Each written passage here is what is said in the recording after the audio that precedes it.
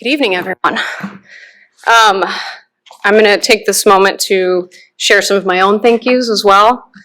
Thank you to everyone here in attendance tonight for helping us celebrate this truly momentous milestone for Golden Gate University Law Review, 50th edition. This is a pretty cool thing. So before I dive into my note, I want to take a moment to recognize those who made the publication of this piece possible. Thank you to last year's Law Review Board for believing in this note, and to the current members of Law Review for all your help in the editing process. To Professor McKenna, you were instrumental in helping me develop my legal writing abilities during my first year, so for that I thank you.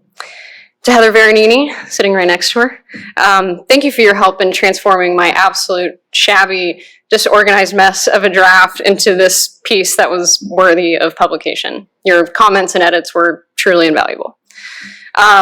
Finally, a huge thank you to some of my best friends that are here to support me, and to my husband, Jacob, in attendance tonight.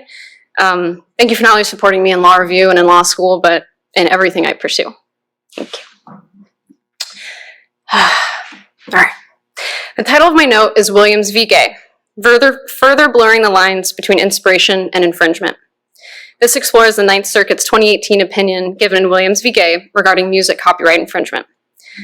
During the summer of 2013, Robin Thicke and Pharrell Williams' song Blurred Lines became wildly popular and occupied the top of music charts for weeks.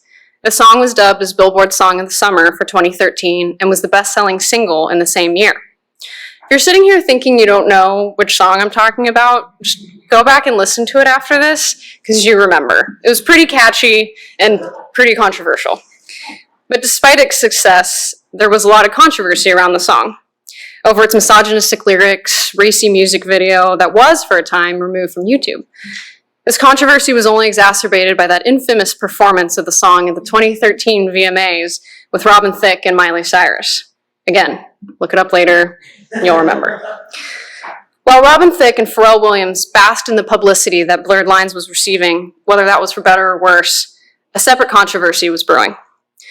Marvin Gaye was an influential R&B and soul singer in the 70s and 80s, and the voice behind hit songs like Ain't No Mountain High Enough and What's Going On. He passed away in 1984, and his family inherited the copyrights to several of his compositions. After the release of Blurred Lines in 2013, Marvin Gaye's family accused Robin Thicke and Pharrell Williams of copying the so-called feel and sound of Marvin Gaye's 1977 Grammy-nominated song, Got to Give It Up. This is where the litigation begins. The case began in the U.S. District Court in the Central District of California, with Robin Thicke and Pharrell Williams seeking a declaratory judgment of non-infringement. Marvin Gaye's family counterclaimed, claiming copyright infringement. After the trial, the jury found in favor of Marvin Gaye's family, awarding over $4 million in damages. Robin Thicke and Pharrell Williams appealed to the Ninth Circuit, where on March 21st, 2018, the Ninth Circuit affirmed the district court's ruling, holding that Blurred Lines did in fact infringe on the copyright and got to give it up. At the heart of the opinion was analysis of things such as whether there was error in the instructions given to the jury, or improper admission of expert testimony during the trial in the district court. But buried in the court's opinion lurked another issue that has long plagued music copyright, and that is the inverse ratio rule. The inverse ratio rule works like this. In an action for copyright infringement, a plaintiff's burden of proving substantial similarity is lowered when it can be shown that the defendant had a high degree of access to the plaintiff's musical work. This rule only works in one direction. That is, while a strong showing of access will result in a lower threshold showing of similarity, a weak showing of access does not require a greater showing of similarity between the plaintiff's and defendant's works. However, when the rule is applied, courts remain unsure of how less the showing of substantial similarity would be against a high showing of access. No court has been able to provide a standard for the so-called ratio itself. For example, does 15% greater access excuse 15% less similarity? Courts have yet to provide this answer. But on July 11th, 2018, only 4 months later, the Ninth Circuit issued an amended opinion to the Williams v. Gaye case. The first and second opinions are virtually identical, with one glaring omission. All discussion of the inverse ratio rule is gone in the amended opinion. In the first opinion's discussion of the applicable standard in a copyright infringement claim, the court explained that they were bound by precedent to apply this rule in the Williams case. However, if the court was bound to apply the rule, then it's reasonable to question why the rule was omitted entirely in the subsequent opinion, and yet the holding and the damages awarded to Marvin Gaye's family remained unchanged. By removing all discussion of the inverse ratio rule in the amended opinion, I believe the Ninth Circuit missed an opportunity to refine this rule. This may have also been the court's way of quietly retiring the rule once and for all. Irrespective of the Ninth Circuit reasoning for removing the rule in the amended opinion, my note argues two related points regarding the access requirement and copyright infringement actions. Number one, the access requirement should be presumed in every music copyright infringement claim because technological advancements have made music increasingly ubiquitous in our society. And number two, because a defendant's access to the plaintiff's music should be presumed, the inverse ratio rule should finally be abolished in copyright litigation. Technological advancements, such as music streaming services, have made a consumer's access to music easier than ever. Platforms like YouTube, Spotify, Apple Music, Pandora, and SoundCloud, just to name a few, allow anyone with internet access to browse through each platform's library of music. Combined, Spotify and Apple Music have libraries of over 80 million songs and continue to add thousands of songs every day.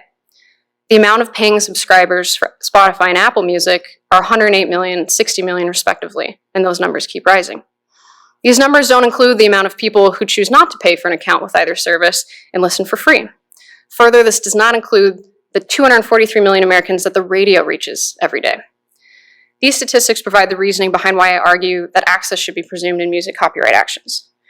To succeed in a claim for copyright infringement, a plaintiff has to prove two things. One, that the defendant had access to the plaintiff's work, and two, that the works are substantially similar. For the first prong, to prove access, the plaintiff has to show that the defendant had a reasonable opportunity to view or copy the music. One way to prove this is through what's called the wide dissemination theory. Under this theory, the plaintiff proves access by showing that their particular musical work was widely distributed through extensive radio or television airplay, through record sales, or through the internet. The plaintiff does not have to prove that the defendant ever actually heard the plaintiff's song, only that they had the reasonable opportunity to hear it. To have the opportunity to listen to streaming platforms, consumers have to have access to certain devices, such as radios, TVs, smartphones, computers. And a recent study shows how a majority of the US population has access to such devices. Radio reaches 92% of the population, TV reaches 87%, and 81% have access to a smartphone. With numbers like these, the mere opportunity for a defendant to hear a particular song is always available. And in the circumstance where a defendant feels they truly did not have access to a plaintiff's song, then the burden should be on the defendant to overcome that presumption. Otherwise, with the current standard of proving access being satisfied so easily, then it should follow that access be presumed in all copyright actions, so that the proceeding may stay focused on what is actually at the heart of copyright litigation, and that's substantial similarity. Which brings me to the final argument of my note, and circles back to the inverse ratio rule. This rule should be abolished in copyright litigation because in our modern day, proving a defendant had a high degree of access to a particular song will nearly always be found to exist, and lowering a plaintiff's burden of proving similarity because the plaintiff's song was widely popular does nothing to solve whether the works are actually similar. Without the inverse ratio rule, the effect on copyright litigation is this. Whether a song was nominated for a Grammy in 1977 or dubbed Billboard's Song of the Summer in 2013, the standard of proof required to prove substantial similarity will remain consistent. Thank you all.